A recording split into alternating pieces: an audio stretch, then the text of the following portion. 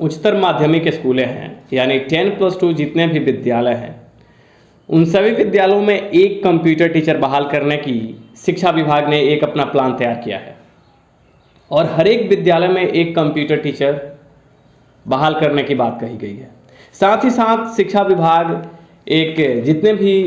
विद्यालयों के अंदर प्रयोगशालाएं हैं तो उसके सहायकों की भी वैकेंसी की बात कही है। लेकिन जो चालू वित्त अभी चल रहा है, जो वित्त वर्ष है, इसी में हर एक विद्यालयों के अंदर जो कि बिहार में अभी लगभग 9,500 जी हाँ 9,400 समथिंग 60 के आसपास माध्यमिक 10+2 स्कूलें जो हैं 10+2 उच्चतर माध्यमिक स्कूलें कार्यरत हैं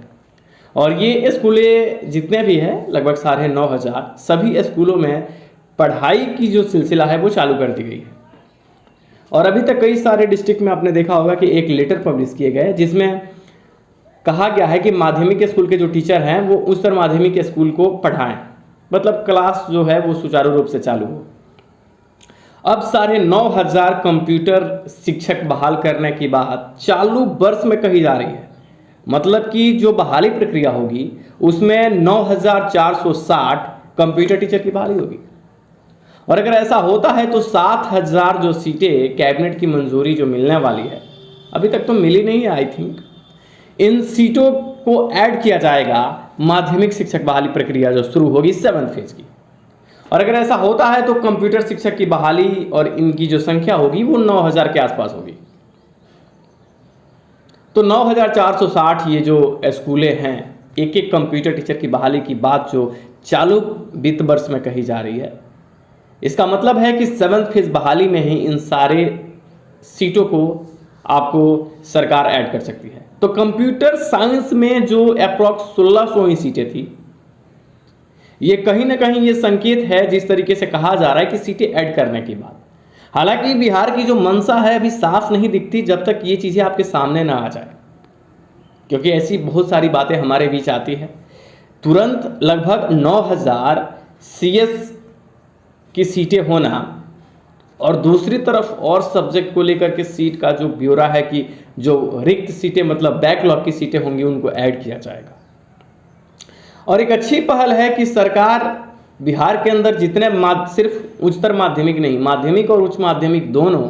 जो प्रयोगशालाएं जहां पे चलती हैं, तो हालांकि प्रयोगशाला 10+2 में ही होता है मुख्यतः, लेकिन कहीं कहीं थोड़ा स्कूल्स के जो स्ट्रक्चर हैं वो कहीं ज़्यादा हाई हैं, तो वहाँ पे क्या है कि 9 से लेकर के 12 तक प्रयोगशाला को सुचारू रूप से चलाने के लिए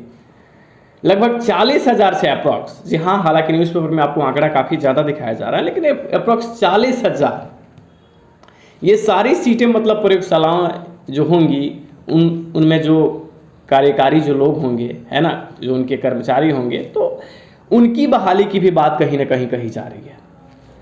तो अब ये 7th फेज की बहाली जो अभी कहा जा रहा है कि जल्द ही शुरू होगी, उनमें देखिए कि कंप्यूटर शिक्षक के लिए काफ़ी आशंका है कि सीटें इंक्रीज आपको देखने को मिलेगी काफ़ी मात्रा में, जैसे कहा जा रहा है उस हिसाब से तो सीटें जो हैं वो ऐड होनी चाहिए और अप्रॉक्स 9,000 के आसपास सीटों की बात कही जा रही है।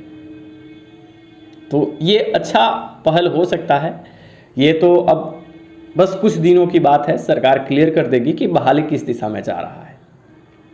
अब 7th फेज नोटिफिकेशन का इंतजार है, इसके लिए ही आप कार्यरत रहिए और बहाली के प्रति सरकार के कुछ सकारात्मक पहलू दिखाई दे रहे हैं, इसलिए कुछ पॉजिटिविटी बनाए रखिए।